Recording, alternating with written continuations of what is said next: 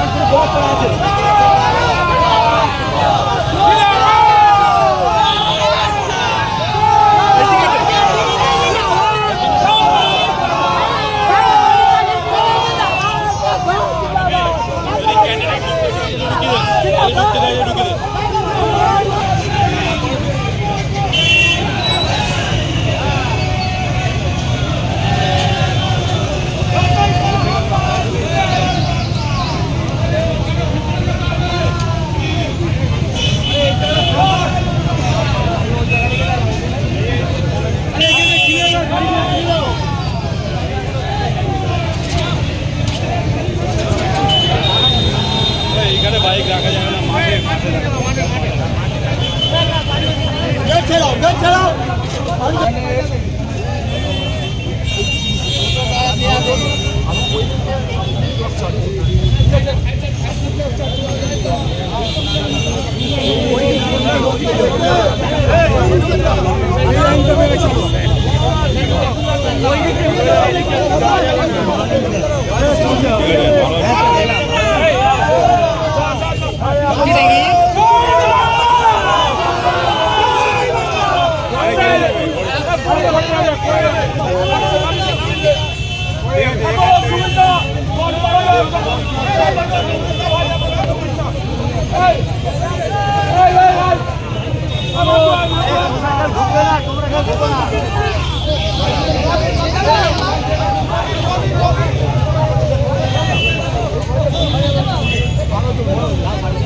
Live নিচ্ছে না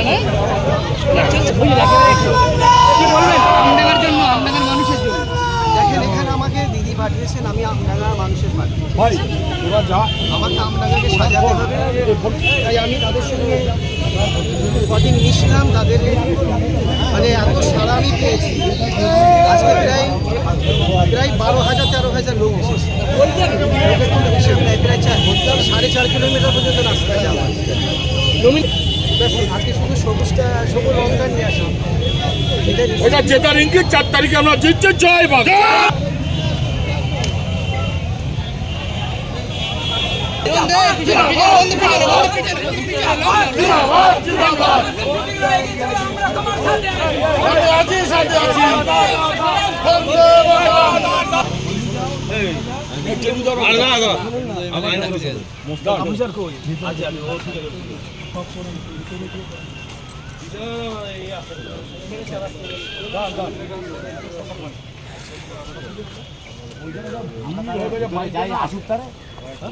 আমাদের কোনো কাজ থাকে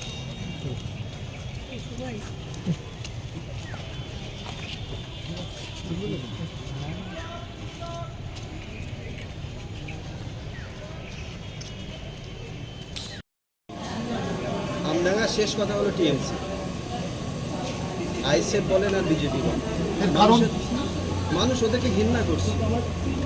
মানুষ তো বিজেপিকে তো ঘৃণা করছে, আইএসএফকে তো কোনো পাত্তাই দেয় না, বিশেষ করে আমডাঙ্গা সাব ডিভিশন। আমি আমডাঙ্গা বিধানসভায় আছি, এখন টিএমসি সব দিদি অভিষেক বন্দ্যোপাধ্যায়। কিন্তু আপনি নিজেই বলেছেন বিগত 15 বছরে একটি সভায় বলেন, কর্মী সভায় 15 বছরের উন্নয়ন সেভাবে হয়নি। আমার কর্মী সভা বলে আমি কোনো জিনিস আমি জানতাম না। অ্যাকচুয়ালি আমি কোনোদিন কোনো পার্টি করিনি। কোনো পার্টি ঝান্ডায় আমাকে দেখেছেন কি কোনো সময়? কোনো মঞ্চে দেখেছেন কোনো পার্টি? আমি ধর্মসভায় কি বলেছি না বলেছি, যখন ধর্মসভা করব তখন সেই মঞ্চে যাবেন, তার উত্তরটা আমি দিয়ে দেবো। তো সেটা তো রাজ্যবাসী দেখেছেন কর্মী সভা, সেখানে যে মিলটা হলো এটা কি দলীয় নির্দেশে না পারস্পরিক সম্পর্ক? না, আত্মীয়তা সম্পর্ক। এই আত্মীয়তার প্রসঙ্গ থেকে প্রশ্ন করি, আপনার লড়াই শুধুমাত্র বিজেপি বা অন্য অন্য রাজনৈতিক দলের সঙ্গে, আপনার লড়াই তো এখন মূলত অন্য জায়গাতেও দাঁড়িয়েছে, আপনার পরিবারের সঙ্গে লড়াই। কারণ তহা সিদ্দিকে আপনার নামে যা লাগাতার ভাবে বলে যাচ্ছেন, পাশাপাশি আপনার এলাকায় ব্যাপকভাবে প্রচার করছেন। ফুলফরা শরীফে তো উনি তো শেষ কথা নয়, ফুলফরা শরীফে উনি 23 নম্বর পীরজাদা। যারা সিনিয়র আছেন তাদের কথা তো শুনতে হবে। আমাদের পরিবার তো অনেক, আমাদের 24 জন কাকা আছে, উনি হচ্ছে 23 নম্বর। তো 23 নম্বর কী বলছে না বলছে আমার দেখার দরকার নেই, শোনারও দরকার নেই। আর ওনার যেনার নাম বললেন তেনাকে জিজ্ঞাসা করবেন আমি কার ছেলে, ওনার মেজো দাদার ছেলে আমি। সেক্ষেত্রে তো আপনার চরিত্র হনন করেও কথা বলা না, উনি কী বলছেন না বলছেন, উনি আমার কাকা, উনি আমি শ্রদ্ধা করি, সম্মান করি, ব্যাস। রফিকুর রহমান আপনার সঙ্গে মনোনয়নপত্র জমা দেওয়ার সময় এলেন, এসে সংবাদ মাধ্যমকে জানান দিদি আমাকে পাঠিয়েছে, আমি আমডাঙ্গা প্রার্থী হিসাবে এসেছি আমডাঙ্গা মানুষের কাজ করার জন্য। আমাদের এমএলএ সাহেব আমাদের পাশে আছেন, পুরো কর্মী আমাদের পাশে আছে, সবাই আমরা একসঙ্গে লড়াই করছি মাঠে ময়দানে। রফিকুর রহমান একই সঙ্গে বলছেন টাফ টু উইন, কিভাবে দেখছেন আপনি? না না না না, সব একদম একদম ওকে। আপনি আজ দেখেছেন প্রায় কত হাজার লোক হয়েছে তার কোনো হিসাব নেই, হাজার হাজার মানুষ আমার সঙ্গে এসেছে। আপনারাই হ্যাঁ, সবাই সবাই ভোট দেবে, মানে অন্তর্দ্বন্দ্বের কোনো রকম না না না না, সব কোনো অসুবিধা নেই। এখন সবাই সরি, আমি ছোটোখাটো দলের বিষয়ে কোনো কথা বলতে পারবো না, ঠিক আছে? যাদের কোনো অস্তিত্ব নেই আমডাঙ্গায়, কয়েকটা ছেলেকে নিয়ে করছি যাদের ভোটার হয়, ওই সব বিষয় না। আপনি বিজেপির বিরুদ্ধে কিছু বলুন, বিজেপির কথা বলে উত্তর দেবো। আমার তো লড়াই বিজেপির কী আছে সেটা করার জন্য আমাকে দিদি পাঠিয়েছে।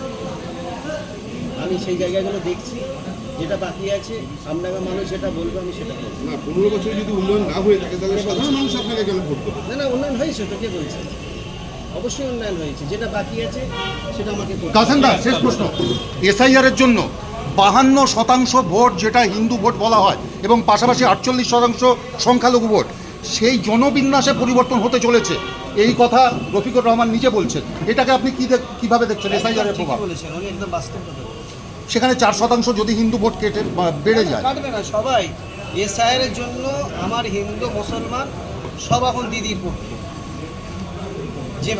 যেভাবে ক্ষতিগ্রস্ত করেছেন আমাদের এসআইআর নিয়ে, বাংলার মানুষ এখন ওই দিকে নয়, বাংলার মানুষ এখন উন্নয়নের দিকে। মমতা বন্দ্যোপাধ্যায় বাংলার মানুষ যেটা চাইবে তাদের সঙ্গে বসছি, কথা বলছি, সেটা আমি অবশ্যই চেষ্টা করবো তাদের কথাটা রাখার জন্য। আর বাকি বিস্তারিত আমাকে জানিয়ে দেবেন, আপনাদের মিডিয়ার মাধ্যমে জানিয়ে দিয়ে আপনার সাথে এতক্ষণ অপেক্ষা করেছেন। সকলকে আমি ধন্যবাদ দিই, মিডিয়া যারা এসছে সকলকে ধন্যবাদ দিলেন। আর যিনি মমতা বন্দ্যোপাধ্যায় বন্দ্যোপাধ্যায় এবং অভিষেক বন্দ্যোপাধ্যায় যে আমাকে আমডাঙ্গার ক্যান্ডিডেট হিসাবে পাঠিয়েছে এনাকেও আমি ধন্যবাদ জানাই, শুক্রিয়া জানাই। সবাই ভালো থাকি।